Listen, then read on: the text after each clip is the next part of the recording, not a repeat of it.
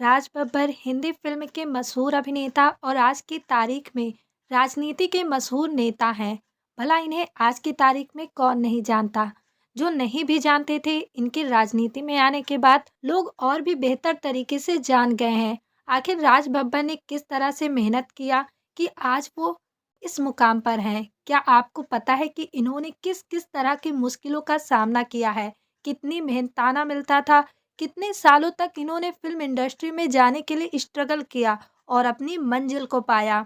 राज बब्बर का जन्म 23 जून सन 1952 को उत्तर प्रदेश आगरा के टुंडला गांव में एक हिंदू परिवार में हुआ। राज बब्बर के पिता का नाम कुशाल बब्बर है और माताजी का नाम शोभा बब्बर है। राज बब्बर की शिक्षा और फिल्मी और अभिनय करियर। राज बब्बर की शुरुआती पढ़ाई लिखाई आगरा से हुई और आगरा से ही मन बना लिया था कि ये अभिनेता ही बनेंगे। राज बब्बर स्कूल और कॉलेज के समय से ही ड्रामा और नाटकों में बहुत बढ़ चढ़कर हिस्सा लिया करते थे। ये स्कूल ड्रामा में ना जाकर पटियाला यूनिवर्सिटी चले गए और वहाँ ड्रामा सीखने लगे और वहाँ इनकी मुलाकात हरपाल तिमाना से हुई, जो खुद नेशनल ऑफ ड्रामा स्कूल से अभिनय सीखे हुए थे। हरपाल तिमाना जी एक पंजाब कला मंच नाम से एक थिएटर चलाते थे। हरपाल तिमाना कहते थे कि तुम अच्छे अभिनय करते हो और एक अच्छे अभिनेता हो। हरपाल तिमाना ने कहा कि मैं खुद नेशनल ऑफ ड्रामा स्कूल से हूँ और मैं तुम्हें यही नसीहत देता हूँ कि तुम भी नेशनल ऑफ ड्रामा स्कूल जाकर अभिनय सीखो और वहीं से एक्टिंग का कोर्स करो। सन 1972 में राज बब्बर ने नेशनल ऑफ ड्रामा स्कूल में दाखिला लिया और उस समय इनके सीनियर ओमपुरी और नसरुद्दीन शाह हुआ करते थे, जो वहाँ अभिनय सीखा करते थे। महान थिएटर गुरु इब्राहिम अलका से राज बब्बर ने ड्रामा का प्रशिक्षण लिया। शुरू में इनको दारा सिंह की फिल्म बहुत पसंद थी। इसके बाद दिलीप कुमार की अभिनय ने इन्हें बहुत प्रभावित किया। जब एनएचडी नेशनल ऑफ ड्रामा स्कूल का कोर्स पूरा हुआ तो इन्हें ऑफर मिला कि वे एनएचडी का हिस्सा बन जाएं, लेकिन नहीं बने। उस वक्त वे दूरदर्शन के लिए काम करते थे। ये काम इनको इला अरुण जी ने दिलवाया था।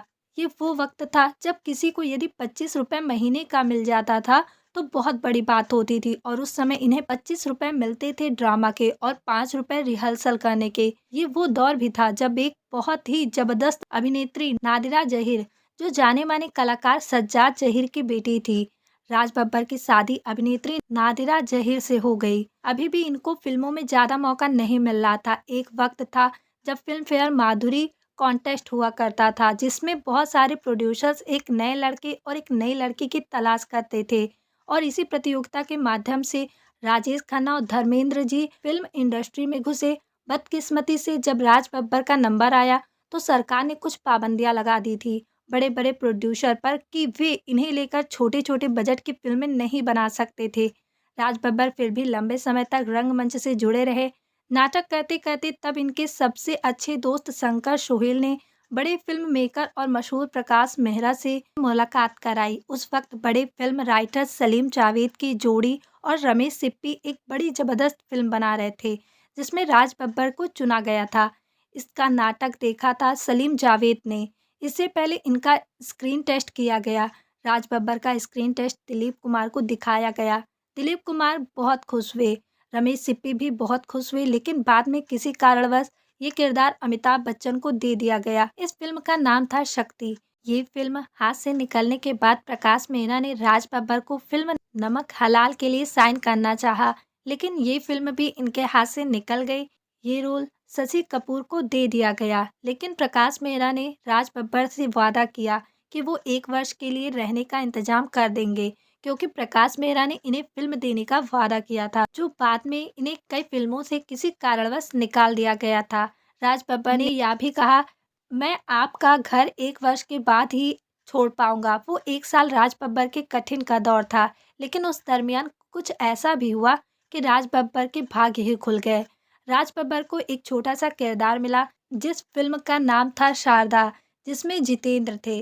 शारदा फिल्म के लिए राज बब्बर को उस वक्त मेहनताना के तौर पर 500 रुपए दिए गए थे, जिसने राज बब्बर की किस्मत ही बदल कर रख दी। उस फिल्म का नाम था इंसाफ का तराजू, जो सुपरहिट रही। लोगों को इनकी एक्टिंग पसंद आई और इंसाफ का तराजू में राज बब्बर बतौर खलनायक के रूप में काम किया था। इसके बाद इनकी जिंदगी में मशहूर अभिनेत्री स्मिता पाटिल आई और ये दोस्ती धीरे धीरे प्यार में बदल गई। राज बब्बर का राजनीतिक सफर और करियर।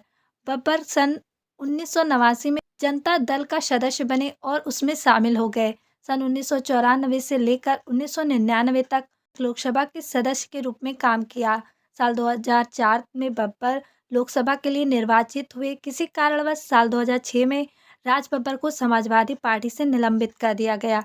निलंबित होने के बाद साल 2008 में कांग्रेस में चले गए। 2014 के लोकसभा चुनाव में वीके सिंह लोकसभा का चुनाव हार गए।